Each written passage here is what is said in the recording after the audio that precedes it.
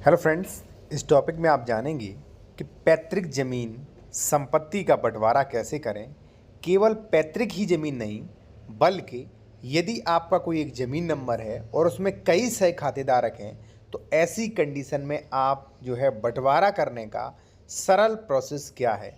और मैं बात आपसी सहमति से बंटवारा और सरकारी बंटवारा के बारे में भी बात करूंगा, और बंटवारे के क्रम के बारे में, और धारा 116, 117, नियमावली 109, कितना समय लगेगा, सारी चीज़ें आप इस वीडियो में समझेंगे विस्तार से, जो प्रैक्टिकली में है।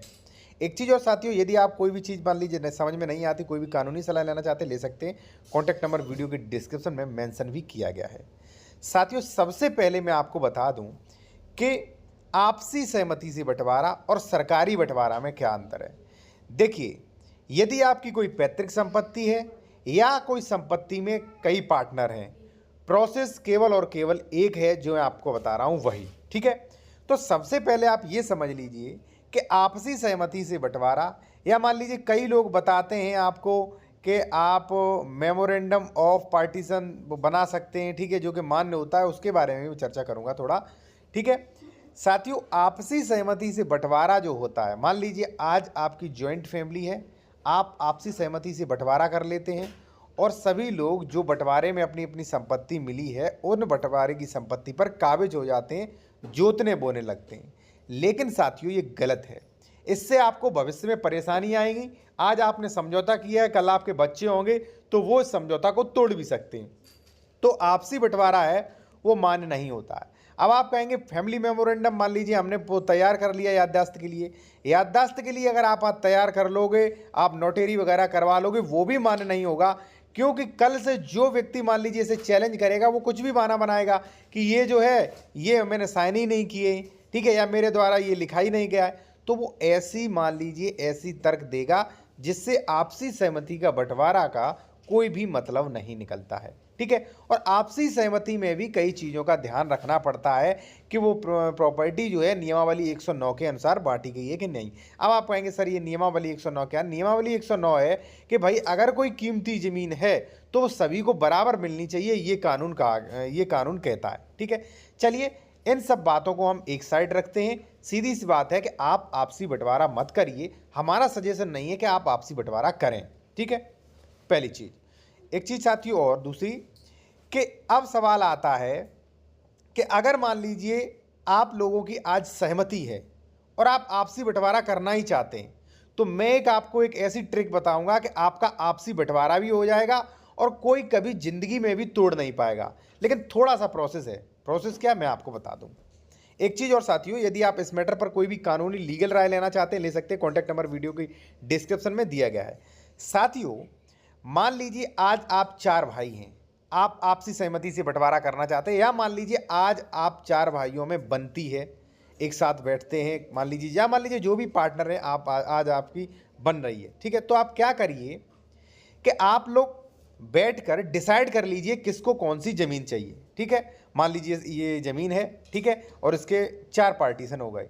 आपने कहा ABCD 4 लोग हैं, आपने कहा इधर साइड वाला मेरा, इधर साइड वाला, सबने डिसाइड कर लिया। ठीक, अब आप क्या करिए, इसी के आधार पर एक पार्टीशन सूट फाइल करवाइए।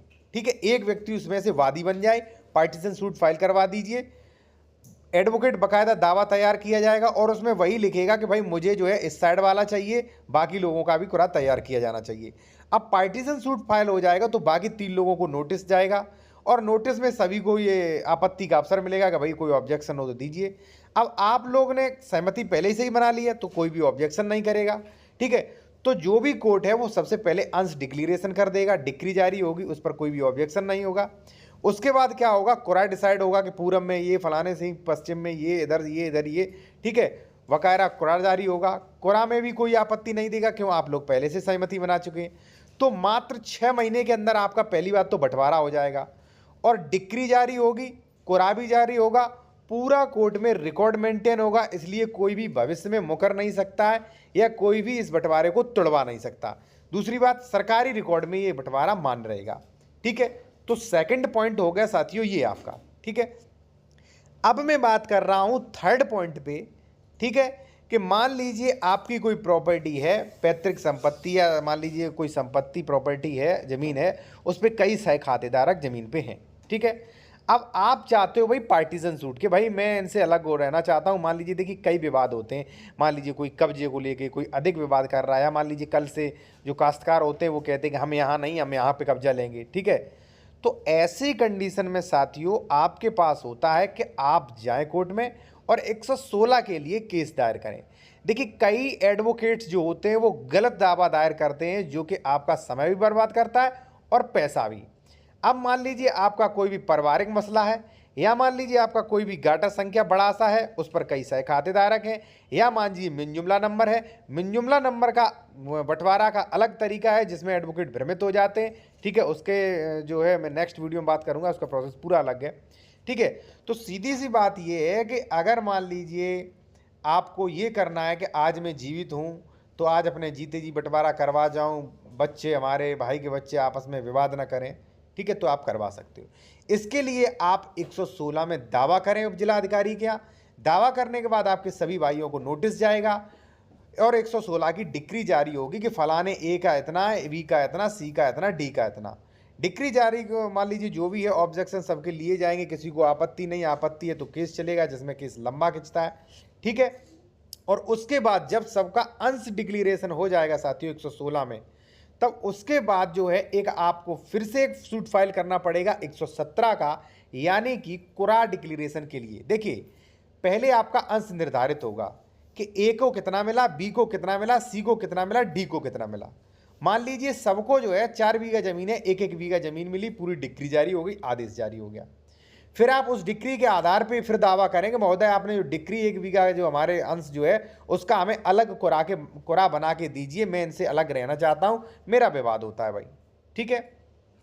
तो साथियों उप जिला अधिकारी क्या करेंगे, नियमावली 109 के अनुसार। अब नियमावली 109 क्या है वो आप ध्यान से समझ लीजिए साथियों। कानून ये है कि अगर जमीन रोड पे है और वहां पे मान लीजिए 120 फुट फ्रंट है रोड पे, तो कानून ये है कि चारों भाइयों को 120 फ्रंट में से अनुपातिक रूप में सबको रोड की तरफ ही मिलेगा, यानी कि 30-30 फुट सबके हिस्से में उसी प्रकार से कुरा डिसाइड किया जाएगा।